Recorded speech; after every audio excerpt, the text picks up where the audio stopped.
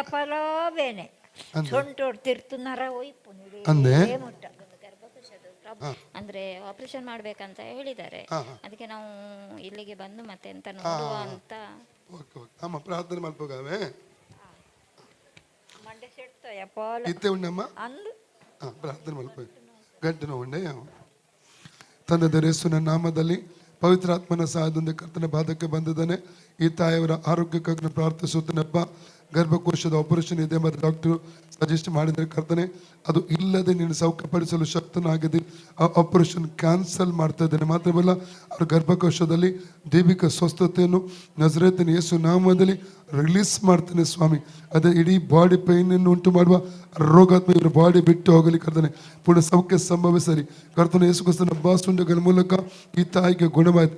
ಕರ್ತನ ಯೇಸು ಕ್ರಿಸ್ತನ ಬಾಸುಂಡ ಮೂಲಕ ಈ ತಾಯಿ ಗುಣವಾಯಿತು.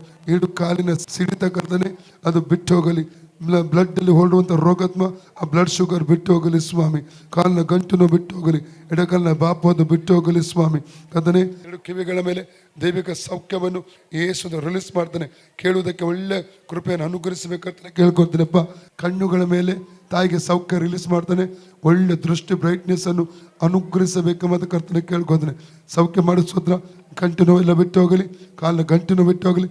ಫ್ರೀ ಆಗಲಿ ಸನ್ಮದಲ್ಲಿ ಔಟ್ ಇನ್ ಜೀಸಸ್ ಆಮೆನ್. ಇತ್ತ ತುಲೆ ಅವಳು ಪೋದ್ಬಲ್ಲೆ ಅಮ್ಮ